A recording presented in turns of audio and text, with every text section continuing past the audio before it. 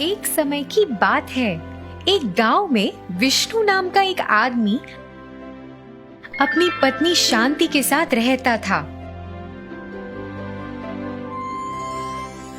विष्णु एक बहुत अच्छा इंसान था और नेक दिल भी था। उसका गांव में काम भेलपुरी बेचने का था। उसके द्वारा बनाई गई भेलपुरी गांव में सभी लोगों को खूब स्वादिष्ट लगती थी और सब लोग उसे खरीदना पसंद करते थे। वह गांव में अपना जीवन भेलपुरी बेचकर बिताता था। जैसे जैसे दिन बीतते गए, व्यापार बढ़ने लगा और विष्णु के द्वारा पूरा काम संभालना नामुमकिन हो गया था। उसने सोचा कि अब उसे मदद की जरूरत है और वह किसी ऐसे आदमी को ढूंढने लगा जो उसके व्यापार में उसकी मदद कर सके, जो वफादार और भरोसेमंद हो। जैसे कि वह सोच रहा था, उसे उसके दोस्त माधव के बारे में पता चला। हाँ, ये तो अच्छी बात है। मेरा दोस्त माधव मेरी मदद कर सकता है और जितना मुझे पता है उसके पास तो नौकरी भी नहीं है और उसका परिवार थोड़ा गरीब स्थिति में भी है। मुझे लगता है मुझे उसके पास जाकर उससे बात करनी चाहिए। हे माधव, मेरे दोस्त, कैसे हो तुम? अरे विष्णु, मैं ठीक हूँ यार। तुम कैसे हो? मैं बिल्कुल ठीक हूँ। मैं तुमसे कुछ बात करना चाहता था। हाँ विष्णु, बोलो, क्या बात है? देखो माधव, मुझे तुम्हारी जरूरत है। तुम्हें तो पता ही है, मेरा भेलपुरी का काम है और अब जब मेरा काम बढ़ रहा है, मुझे किसी की सहायता चाहिए क्योंकि मैं अकेला ये काम नहीं संभाल पा रहा हूँ। तो मुझे ऐसा लगता है कि तुम मेरे साथ आ जाओ और मेरी काम में हाथ भी बटा दो। अरे हाँ विष्णु, तुम्हें तो पता है कि मेरे पास कितने समय से नौकरी भी नहीं है और मैं नौकरी ढूंढ भी रहा हूँ। ये तो मेरे परिवार के लिए मदद भी हो जाएगी। तुम्हारा बहुत बहुत धन्यवाद। तो मैं कल से तुम्हारे साथ काम में लग जाऊंगा। ठीक है माधव, मुझे बहुत खुशी हुई है। चलो फिर हम कल मिलते हैं। अगली सुबह माधव दुकान पर गया और विष्णु के साथ काम पर लग गया।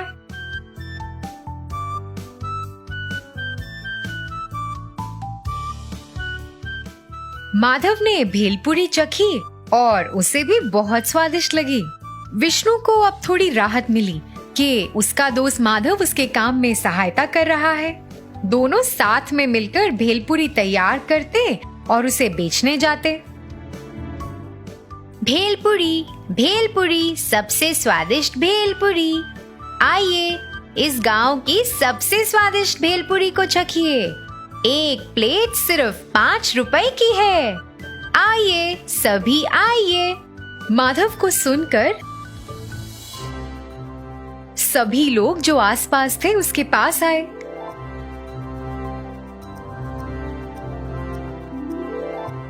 सब लोगों ने भेलपुरी को चखा।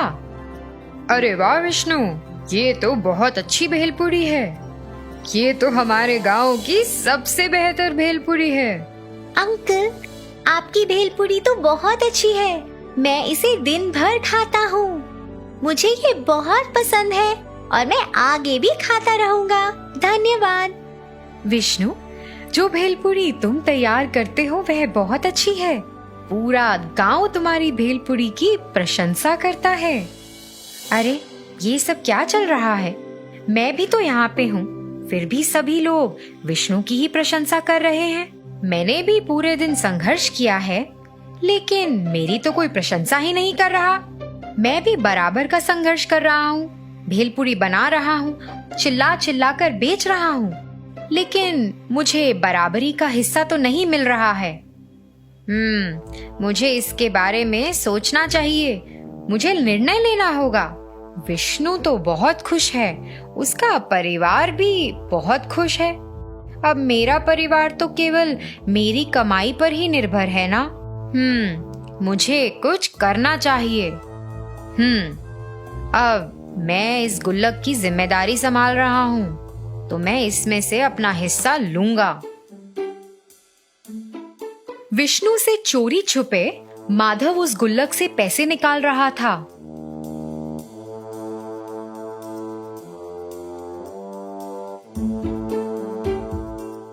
वह हर दिन गुल्लक से पैसे निकालता और फिर गुल्लक विष्णु को सौंप देता और घर चला जाता था।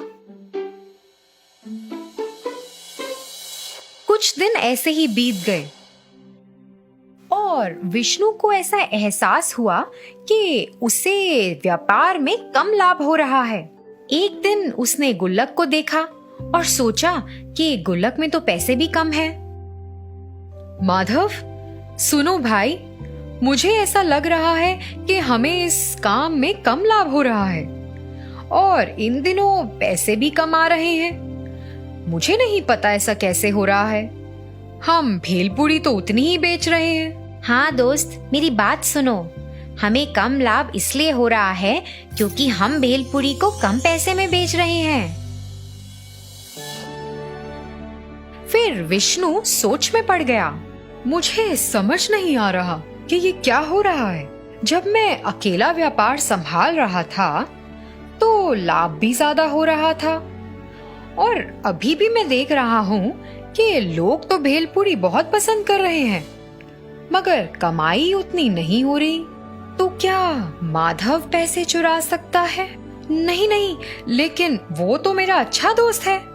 मुझे उस पर पूरा विश्वास है कि वो ऐसा नहीं कर सकता है।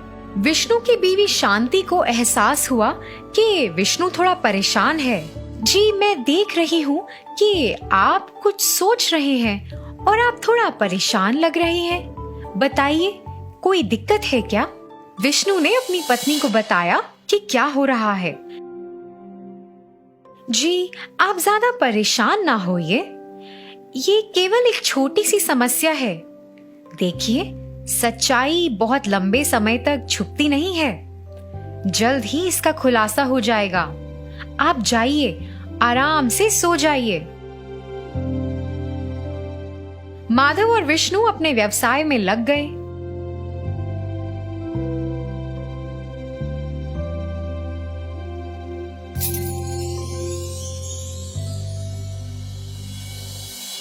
उस दिन सारा काम आसानी से हो गया और माधव अपने घर के लिए रवाना होने से पहले उस गुल्लक में से पैसे चुराने जा रहा था। जब उसने ऐसा करने की कोशिश की तो गुल्लक जमीन पर गिर गई और कुछ आवाज हुई। विष्णु तुरंत उस आवाज को सुनकर वापस आया। अरे, ये क्या माधव, तुम अभी तक यहीं हो? तुम डरे क्यों हो यार? तुम्हें पसीना भी खूब आ रहा है। ऐसा क्यों? क्या तुमने कोई अपराध किया है? जब हम कुछ गलत करते हैं तो हम डर जाते हैं। मुझे बचपन से ही पता है कि मेरा दोस्त कुछ गलत नहीं कर सकता। मुझे तुम पर पूरा विश्वास है। यह देखकर कि उसके दोस्त को अभी भी उस पर पूरा भरोसा था, माधव को बहुत चोट पहुंची। उसे अपनी गलती का एहसास भी हुआ। क्या हुआ माधव, तुम अभी भी इतने परेशान क्यों हो? विष्णु मेरे दोस्त, मुझे क्षमा कर दो। मैं तुमसे चोरी छुपे इस गुल्लक से पैसे चुरा रहा था। मेरा परिवार अभी भी बहुत गरीब है। मुझे ऐसा लगा कि जो हिस्सा तुम मुझे देते हो वो कम है, इसीलिए मैं पैसे चुरा रहा था और यही कारण है कि तुम्हें व्यवसाय में लाभ कम हो रहा था। मैंने तुम्हें धोखा दिया, लेकिन तुम फिर भी मुझ पर इतना भरोसा करते हो। माधव की ये बात सुनकर विष्णु ने उसे माफ कर दिया, क्योंकि उसने अपनी गलती कबूल कर ली थी। माधव मेरे दोस्त, तुम्हें मेरे पास आना चाहिए था। तुम्हें मुझसे पैसे मांगने चाहिए थे। चलो, फिर भी अब से तुम ईमानदार बनो। अब जो हो गया उसे भूल जाओ। ठीक है विष्णु, मुझे क्षमा कर दो। तुमने मुझ पे जो भरोसा दिखाया है मैं उसे बना कर रखूंगा। हे भगवान, ये मुझसे क्या गलती हो गई? मैं गुस्से में था और मुझे ऐसा लग रहा था कि मेरे काम को कम मान्यता मिल रही है और मैं पैसे चुराने लग गया। अगर विष्णु ने मुझे ये नौकरी नहीं दी होती, मैं तो अभी भी संघर्ष कर रहा होता। मेरा परिवार कितना गरीब है, इस नौकरी के बिना मैं क्या करूँगा? मैं अपने दोस्त का बहुत आभारी हूँ। अब से मैं वफादारी के साथ अपने दोस्त विष्णु के लिए काम करूँगा। विष्णु माधव से बहुत खुश था क्योंकि उसने अपनी गलती स्वीकार कर ली थी। विष्णु अपने दोस्त के बारे में गलत नहीं सोचना चाहता था, तो उसने तय किया कि उसे बराबरी का हिस्सा देगा, क्योंकि वह भी पूरी मेहनत कर रहा है बेलपुरी बनाने में और उसे बेचने में। वे दोनों खुशी खुशी व्यवसाय में वापस लग गए और खूब ईमानदारी से काम करने लगे। इसी तरह उनका व्यवसाय बढ़ता रहा और दोनों खुश थे।